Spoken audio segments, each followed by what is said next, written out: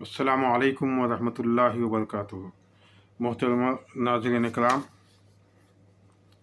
آج کے مطالعہ مدارج النبوہ کا آغاز کیا جاتا ہے۔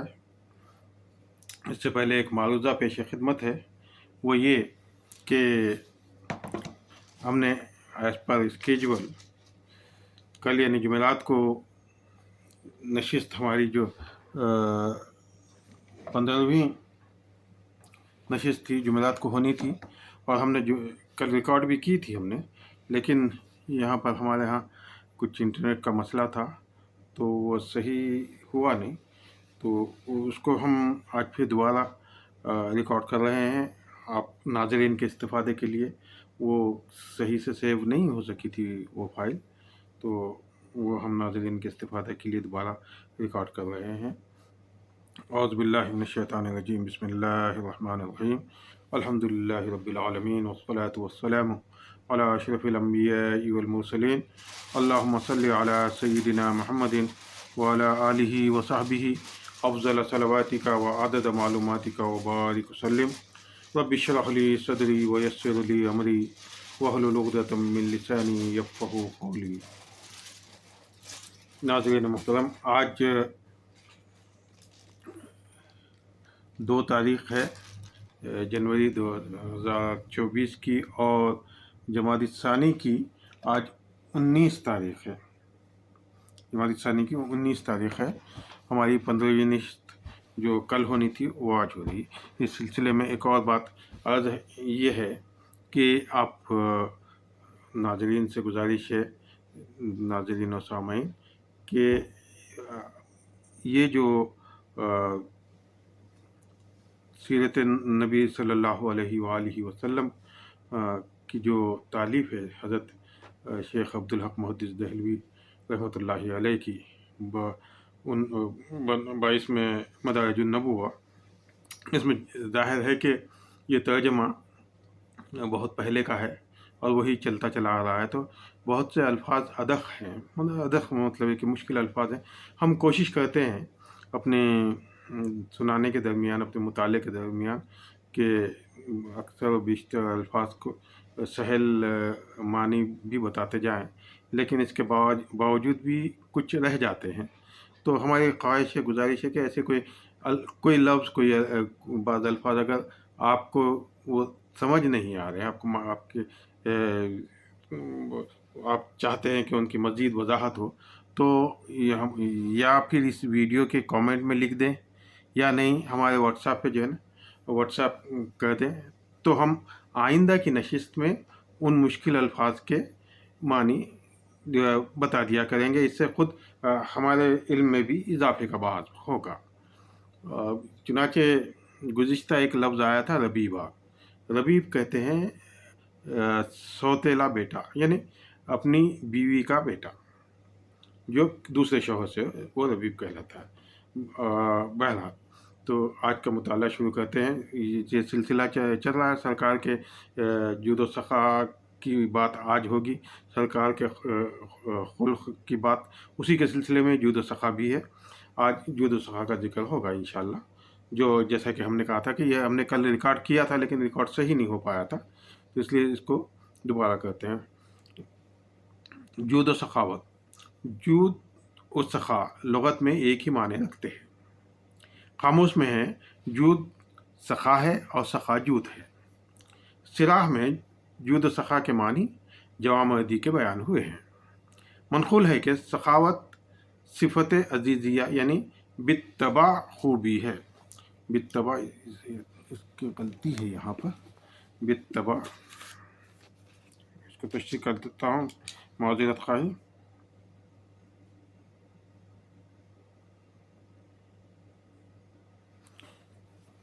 بالطبع خوبی ہے، اور اس کا مقابل شح یعنی بخل ہے، اور یہ طبعی لوازم میں سے ہے، کیونکہ یہ شح یعنی بخل آدمی کا ذاتی اور خلقی ہے، اور سخی کا اطلاق ذات باری تعالیٰ پر جائز نہیں، کیونکہ وہاں عزیزہ یعنی طبع و نفس نہیں ہے۔ جود کا مقابل بخل ہے، اور بخل بطریق عادت اکتساب کے ذریعے راہ پاتا ہے۔ لہذا ہر سخی جواد ہے اور ہر جواد سخی نہیں، اور جواد کی حقیقت یہ ہے کہ بے غرض اور بدلہ طلبی کے بغیر داد و دہیش ہو، یعنی اس طرح عطا کیا جائے کسی کو، اپنے چاہنے والوں کو یا اپنے سائل کو اس طرح عطا کیا جائے کہ اس کے ساتھ کوئی غرض نہ ہو، کہ اس کا بدلہ حاصل کرنا مقصود نہ ہو، اور یہ صفت حق سبحانہ و تعالیٰ کی ہے، کیونکہ حق تبارک و تعالیٰ بغیر کسی غرض اور بدل کے تمام ظاہری و باطنی نعمتیں اور حسی و عقلی کمالات مخلوق کو مرحمت فرماتا ہے۔ اللہ تعالیٰ کے بعد تمام جوادوں کے جواد اجود الاجودین اس کے رسول صلی اللہ علیہ وآلہ وسلم ہیں۔ وہ باطنی نعمتیں اور حسی و عقلی کمالات مخلوق کو مرحمت اجود الاجودین اس کے رسول صلی اللہ علیہ وسلم ہیں، اور آپ کے بعد امت کے علماء اکرام ہیں کہ علم دین کو پھیلاتے ہیں، جیسا کہ حدیث میں آیا ہے، اللہ اجود جودن ثم انا اجود بنی آدم و اجودہم من بعدی رجل علم علما و نشرہ الی آخر الحدیث، یعنی اللہ اجود جودن، اللہ سب سے بڑا جواد ہے، ثم انا اجود بنی آدم، اور پھر میں بنی آدم میں سب سے بڑا جواد ہوں، من بعدی رجل علم علما و نشرہ الی آخر الحدیث، اور میرے بعد آدم میں وہ مرد جو علم کو سکھائے اور اسے پھیلائے۔ قاضی عیاض مالکی رحمۃ اللہ تعالیٰ علیہ، مصنف شفا شریف، اس عنوان کے تحت کرم اور سماحت کو بیان کرتے ہیں۔ سماحت سین میم الف ہے تے، تا جسے عربی میں تا کہیں گے، سین میم الف ہا تا کو زیادہ کرتے ہیں، اور فرماتے ہیں کہ جود و کرم، سخاوت اور سماحت، ان سب کے معنی قریب قریب ہیں، مگر علماء فرق کرتے ہیں۔ کہتے ہیں ایک ایسی چیز جو قدر و منزلت والی ہو، اگر یہ خوش دلی کے ساتھ خرچ کی جائے تو یہ کرم ہے، اور اسی کا نام حریت ہے۔ حریت بھی رکھا ہے، جس کے معنی مرد آزاد، حر کے معنی آزاد کے ہوتے ہیں، جس کے معنی مرد آزاد کے ہیں، اور یہ نزالت کی ضد ہے۔ صراح میں نزالت نون زال الف لام تے، نون زال الف لام تا کے معنی فرومایا ہونا، یعنی کمینہ پن ہے۔ نزل و نزیل اسی سے ماخوذ ہے، اور قاموس میں ہے کہ النزل والنزیل القسیس من الناس المفتقر فی جمیع احوالہ، یعنی نزل اور نزیل وہ ہے جو لوگوں میں خسیس اور اپنے تمام احوال میں ذلیل و کمینہ ہے۔ اور کہا کہ سماحت وہ خوبی ہے جو کسی ایسی چیز کو جو اپنے زیادہ مستحق ہونے کے باوجود خوش دلی سے دوسرے کو دلوا دے۔ اس کی ضد شکاس ہے، جس کے معنی ہیں سخت عادت کے ہیں۔ جیسے کہا جاتا ہے رجل شخصن، یہ مرد سخت طبیعت کا ہے، وہ قوم شخصن، فلاں قوم سخت عادت کی ہے۔ منقول ہے کہ سخاوت نام ہے بآسانی خرچ کرنے اور جو چیز اچھی نہ ہو اس کے حاصل کرنے سے پرہیز کرنے کا، اور یہی جود کے معنی ہے۔ اس کی ضد التقتیر ہے، تقتیر، تا خاف تا یہ یا را، جس کے معنی خرچ میں تنگی کرنے کے ہیں۔ صراح میں ہے کہ التقتیر عیال پر خرچ کی تنگی کو کہتے ہیں۔ اس سے یہ ظاہر ہوتا ہے کہ ہمیں اپنی عیال پہ، اپنی اولاد پہ خرچ میں فراخی اختیار کرنا چاہیے، اور یہ اولاد سے مراد وہ اولاد جو آپ کے زیر نگی ہے، آپ کے زیر پرورش ہے۔ جو سن بلوغ کو پہنچ چکے ہیں ان پر کفالت واجب نہیں، الا یہ کہ والدین جو اپنی طرف سے اگر ان کی کفالت کرتے ہیں اور وہ کمانے کے لائق نہیں ہیں، ایسی صورت میں۔ بہرحال قاضی عیاض رحمۃ اللہ تعالیٰ علیہ فرماتے ہیں کہ رسول خدا صلی اللہ علیہ وسلم کے تمام ایسے اخلاق و صفات جن سے سب واقف ہوتے تھے، ان میں کسی کے ساتھ ہمسری و برابری نہیں کی جاتی تھی۔ یہ بہت اہم اور نازک ترین نقطہ ہے، اور ہر خرد و کلا ہر چھوٹے بڑے کو اس کا احاطہ کرنا، اس کے تعلق سے غور کرنا چاہیے، اور ہمیشہ خیال رکھنا چاہیے کہ بندہ کوئی بھی کتنا بھی پرہیزگار ہو، عالم ہو، اور سخی ہو، عظیم ہو، اور بہادر ہو، سب کچھ ہو، تب بھی وہ یہ نہیں کہہ سکتا کہ میں سرکار کے برابر ہوں، کبھی نہیں کہہ سکتا۔ اس کا خاص خیال رکھا جانا چاہیے۔ بخاری و مسلم میں سیدنا انس رضی اللہ عنہ سے مروی ہے کہ نبی کریم صلی اللہ علیہ وآلہ وسلم لوگوں میں سب سے زیادہ حسین اور بہادر اور اجود تھے۔ اس کی وجہ یہ ہے کہ آپ کی ذات اشرف نفوس اور آپ کا مزاج سب سے زیادہ معتدل المزاج تھا، اور جو ان خوبیوں سے متصف ہوگا، جو ان خوبیوں والا ہوگا، اس کا فعل احسن افعال، اس کی صورت املح اشکال، اور اس کا خلق احسن اخلاق ہوگا۔ املح یعنی نمکین، ملا جو حضرات عرب ممالک میں ملازمت کرتے ہیں یا وہاں کے آئے ہوئے ہیں، اس سے سمجھ سکتے ہیں کہ نمک ملح کے معنی، لیکن ہمارے ہاں یہ رواج ہے کہ خوبصورت، بہت زیادہ سرخ و سفید شخص کی بنسبت جو ہے نا، چہرہ ملی ہوتا ہے، جو کہتے ہیں کہ نمک، چہرے پہ نمک ہے، یہ خوبصورتی کی مثال، خوبصورتی کے لیے اس کی مثال دی جاتی ہے۔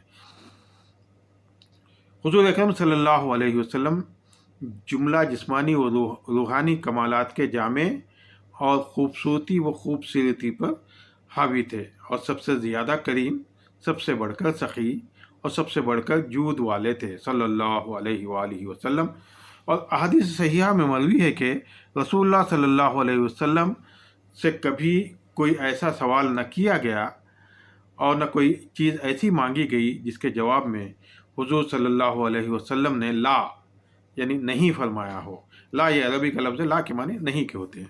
ہر شخص آپ سے جو کچھ مانگتا قبول کرتے اور مرحمت فرماتے۔ فرزدق شاعر نے آپ کی نعت میں کہا ہے کہ ما خال علی خط الا فی تشہدہ، اس طرح پوری بیت ہے، پوری نعت ہے۔ اس کے معنی حضرت کر رہے ہیں کہ آپ نے بجز، سرکار دو عالم صلی اللہ علیہ وسلم نے بجز اپنی تشہد میں پڑھنے کے لا کبھی نہیں فرمایا۔ اگر تشہد نہ ہوتا تو آپ کی لا نعم ہوتی۔ نعم یعنی ہاں، نعم کا مطلب ہاں، عربی کا لفظ ہے، نون عین میم، نعم۔ اس بیت کا فارسی ترجمہ بھی ہے،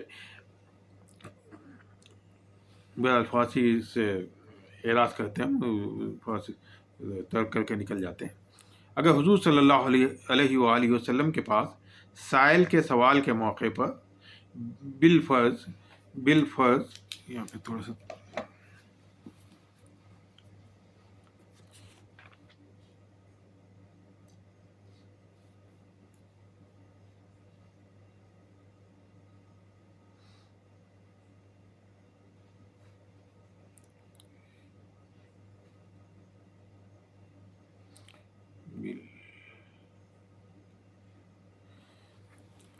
سوال کے موقع پر بالفرض، کتابت کی غلطی تھی، اس کو میں نے صحیح کہہ دیا ہے۔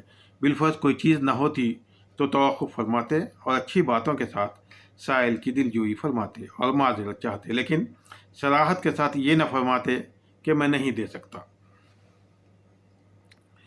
علماء فرماتے ہیں کہ لا کے ساتھ کلام فرمانا حضور اکرم صلی اللہ علیہ وسلم سے عطا سے منع کرنے کی ہی غرض سے نہ ہوتا تھا، اور یہ بھی لازم نہیں آتا کہ معذرت خواہی کے طور پر لا نہیں فرماتے تھے۔ لہذا ایک جماعت سے معذرت کے طور پر حضور سے لا منقول ہے۔ الحمدللہ۔ اس جماعت نے آپ سے غزوہ جانے کے لیے سواری مانگی تھی۔ آپ نے فرمایا لا اجد ما احملکم علیہ، کوئی سواری ایسی نہیں پاتا جس پر میں تمہیں سوار کروں۔ باوجود اس کے علماء بیان کرتے ہیں کہ لا اجد ما احملکم علیہ، کوئی سواری ایسی نہیں پاتا جس پر تمہیں سوار کروں، اور لا احملکم میں تمہیں سوار نہیں کرتا کے درمیان فرق ظاہر ہے۔ اگرچہ اشعریوں کے باب میں ان کی سواری کے سوال پر لا احملکم بھی فرمایا ہے، بلکہ بعض روایتوں میں قسم بھی یاد فرمایا واللہ لا احملکم، خدا کی قسم میں سوار نہیں کروں گا۔ اس مقام کی خصوصیت اس کا اقتضا کرتی ہے اس مقام کی خصوصیت اس کا اقتضا کرتی ہے کہ کوئی سواری موجود نہ ہوگی اور سائلوں کو بھی معلوم ہوگا کہ کوئی سواری نہیں ہے۔ اس کے باوجود بھی اگر وہ ضد اور ہٹ دھرمی دکھاتے اور گستاخی کرتے تو ان کی لالچ کو قطع کرنے کے لیے لالچ کو توڑنے کے لیے تاکید فرمائی تو یہ صورت عموم کے مقابلے میں مستثنیٰ اور مخصوص ہوگی، جیسا کہ مواہب لدنیا میں کہا گیا ہے۔ یعنی عموم کے مقابلے میں مستثنیٰ اور مخصوص ہوگی، مطلب یہ کہ اس قسم کا سرکار کا لا کہنا نہیں کہنا خاص طور پہ اسی موقع کے لیے ایک عام حالات کی بات نہیں ہے۔ بندہ مسکین یعنی حضرت شیخ عبدالحق محدث دہلوی رحمۃ اللہ علیہ ثبتہ اللہ فی مقام الصدق والیقین فرماتے ہیں کہ درست یہ ہے کہ حضور اکرم صلی اللہ علیہ وآلہ وسلم کی زبان مبارک پر کلمہ لا جاری نہ ہونے سے مراد بخل و خست کی نفی ہے۔ خست مطلب خسیس پن، جو کہ آپ کی وسعت قلبی اور فراغ دستی سے تعلق رکھتی ہے، اور جس طرح بخیل و کمزور لوگ کرتے ہیں ویسے آپ نہ کرتے تھے۔ یہ عبارت یعنی عدم استعمال لفظ لا کنایا و اشارہ ہے، اسی مفہوم کی طرف، نہ یہ کہ کلمہ آپ کی زبان پر کسی اور غرض کے لیے بھی نہ آیا۔ نیز یہ جو آیا ہے کہ ہر کوئی جو مانگتا اسے مل جاتا، تو اس سے جود و سخا کا اس بات مطلب ثبوت ہے، اور اس کا یہ مطلب ہے کہ سائل کے لائق جو چیز ہوتی اس کی لیاقت کے مطابق عطا فرماتے تھے۔ یعنی عطا بھی جو ہے نا یہ دیکھ کر دی جاتی تھی کہ جس چیز کو عطا کیا جا جس شخص کو، جس شخصیت کو، جس سائل کو، جس مانگنے والے کو عطا کیا جا رہا ہے، اس میں اس چیز کے، اس علم کے، اس مرتبے کے، اس عہدے کے سنبھالنے کی، اس کا حق ادا کرنے کی صلاحیت یا لیاقت موجود ہے یا نہیں۔ اور بسا اوقات ایسا بھی ہوتا کہ حضور صلی اللہ علیہ وآلہ وسلم سائل کی مصلحت کی خاطر نہ دینے میں مصلحت وقت ملاحظہ فرماتے، مثلا عمل اور حکومت وغیرہ۔ یہاں عمل سے مراد جو ہے نا، ایک تو ذکر اذکار ہے، دوسرے نفلی اعمال وغیرہ، اور یا کوئی اور عمل جو دینی عمل ہو کہ دنیاوی عمل، حکومت وغیرہ مانگنے کے باوجود نہ عطا فرمائی، تاکہ مسلمانوں کے معاملات کے انتظام اور اس شخص کے حال کی درستگی میں کوئی خلل واقع نہ ہو جائے، اور کبھی مخالفت اس غرض سے ہوتی کہ وہ شخص طمع سوال اور حرص کی ذلیل عادتوں میں مبتلا نہ ہو جائے، جس طرح کہ حکیم بن حزام رضی اللہ تعالیٰ عنہ کا معاملہ ہے۔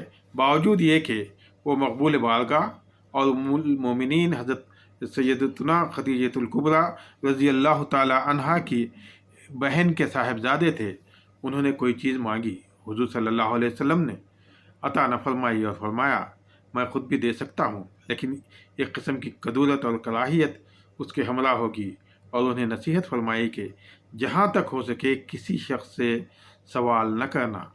بیان کرتے ہیں کہ اس کے بعد حکیم بن حزام رضی اللہ عنہ کا یہ حال ہو گیا کہ اگر کوڑا بھی زمین پر گر جاتا تو کسی سے نہ کہتے کہ اسے اٹھا کر دے دو۔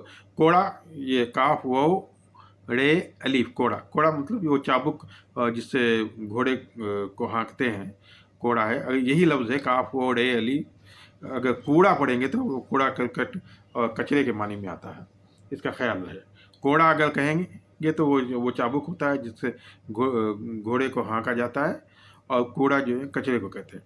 اسی طرح حضرت ابو ذر غفاری رضی اللہ عنہ نے کسی عمل کی خواہش کی، حضور صلی اللہ علیہ وآلہ وسلم نے فرمایا اے ابو ذر، تم ضعیف و ناتواں ہو، عمل کی خواہش نہ کرو اور کسی چیز کا سوال نہ کرو، یہاں تک کہ اگر تمہارا کوڑا زمین پر گر جائے تو اسے بھی کسی سے نہ اٹھواؤ۔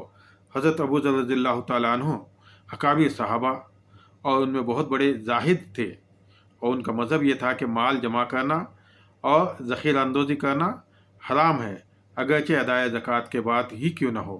اس طرح ایک اور حدیث میں آیا ہے کہ حضور اکرم صلی اللہ علیہ وسلم نے کوئی چیز کسی جماعت کو دینے کے لیے عطا فرمائی۔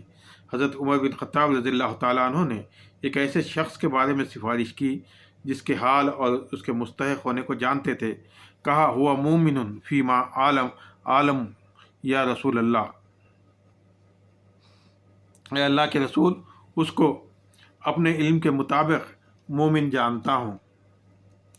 ایسا 3 مرتبہ عرض کیا۔ اس پر حضور صلی اللہ علیہ وسلم نے ارشاد فرمایا، بہت سے ایسے ہیں جن کے بارے میں پسند کرتا ہوں کہ ان کے حال کی درستگی کی خاطر جسے میں دیکھ رہا ہوں انہیں نہ دیا جائے۔ بہت سے ایسے ہیں جن کے بارے میں پسند کرتا ہوں کہ ان کے حال کی درستگی کی خاطر جسے میں دیکھ رہا ہوں انہیں نہ دیا جائے۔ اکثر ایسا ہوتا ہے کہ ہم اپنے تعلق سے سوچتے ہیں کہ ہم سے بڑے والدین ہوں یا پیر و مرشد ہوں، میں تو اس کے فلاں شخص کی بنسبت جو ہے نا میں زیادہ حقدار تھا، لیکن میرے پیر نے مجھے نہیں دیا۔ کیونکہ پیر ہو یا اپنے بڑے بزرگ ہوں، والدین ہوں، یہ وہ جانتے ہیں کہ آپ کے لیے کیا اچھا ہے کیا برا ہے۔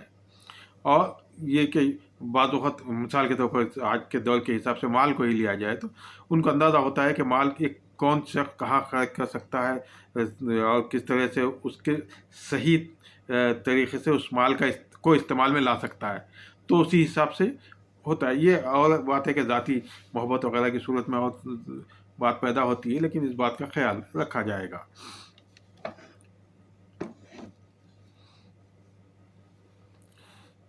تو سرکار نے فرمایا ان کے حال کی درستگی کی خاطر جسے میں دیکھ رہا ہوں انہیں نہ دیا جائے۔ اور 2 مرتبہ حضور صلی اللہ علیہ وآلہ وسلم نے حضرت عمر رضی اللہ عنہ کے قول کے برابر کہ وہ مومن ہے یا مسلم ہے فرمایا۔ تیسری مرتبہ جب اصرار حد سے گزر گیا تو وہ فرمایا جو اوپر گزر چکا ہے، یعنی ان کے حال کی درستگی کی خاطر۔ اس جگہ اللہ تعالیٰ کے اخلاق کے ساتھ اپنا اخلاق بتانا ہے۔ اس جگہ اللہ تعالیٰ کے اخلاق کے ساتھ تھوڑا سا صحیح کر دوں میں،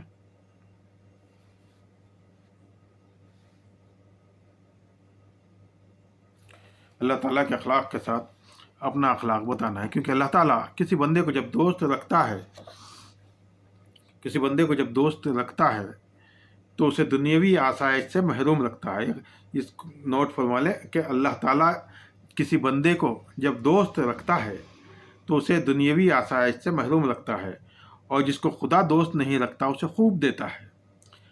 ہاں، اس کا احتمال ہے کہ ان لفظوں میں لفظ لا آپ کی زبان مبارک پر نہ آیا ہو اور کسی اور طریقے سے مدعا بیان فرما دیا ہو، لیکن مفہوم و معنی پر نظر رکھنی چاہیے۔ لفظوں کا ہیر پھیر تو آسان ہے، واللہ عالم۔ خلاصہ کلام یہ کہ حضور اکرم صلی اللہ علیہ وآلہ وسلم سائل کو رد نہ فرماتے۔ اگر کوئی چیز نہ ہوتی تو فرماتے ہمارے نام پر قرض لے لو، جب ہمارے پاس کچھ آ جائے گا تو ادا کر دیں گے۔ ایک مرتبہ ایک سائل آیا، فرمایا میرے پاس تو کچھ نہیں ہے، تم جاؤ قرض لے لو۔ حضرت عمر ابن خطاب رضی اللہ عنہ نے عرض کیا، یا رسول اللہ، اللہ تعالیٰ نے آپ کو اس چیز کا مکلف نہیں بنایا جو آپ کی قدرت میں نہ ہو۔ حضرت عمر رضی اللہ تعالیٰ عنہ کی یہ بات حضور کو ناگوار معلوم ہوئی۔ پھر ایک انصاری نے عرض کیا، یا رسول اللہ، خوب داد و دہش فرمائیے اور مالک ارض سے کمی کا خوف نہ کھائیے۔ تو حضور نے تبسم فرمایا اور آپ کے چہرے انور پر بشاشت، تازگی اور خوشحالی نمودار ہو گئی، اور فرمایا مجھے یہی حکم دیا گیا ہے۔ ترمذی روایت کرتے ہیں کہ آپ کی خدمت میں 90,000 درہم لائے گئے۔ آپ نے انہیں چٹائی پر رکھ کر تقسیم کرنا شروع کر دیا اور کسی سائل کو محروم نہ رکھا، یہاں تک کہ سب تقسیم فرما دیے۔ آج یہیں پر ہم ختم کرتے ہیں۔ انشاءاللہ ہماری آئندہ نشست جو 16ویں نشست ہوگی وہ بروز جمعرات ہوگی۔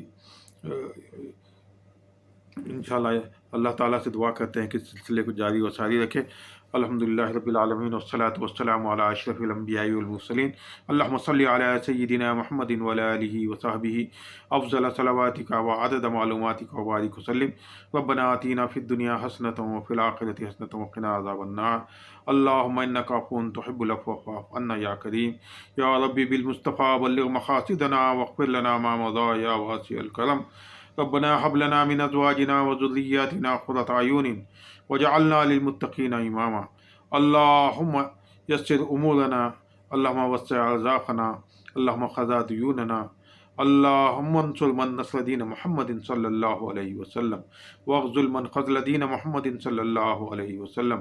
اللہم انصر المجاہدین الاسلام، اللہم افتح المجاہدین الاسلام، اللہم وحد صفوف المسلمین یا رب العالمین۔ اللہم انصر المسلمین والمجاہدین فی فلسطین یا رب العالمین۔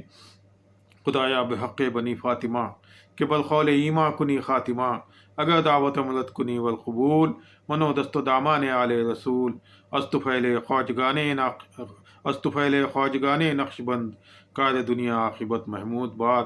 وسبحان ربک رب العزت عما یصفون وسلام علی المرسلین والحمد للہ رب العالمین۔ السلام علیکم۔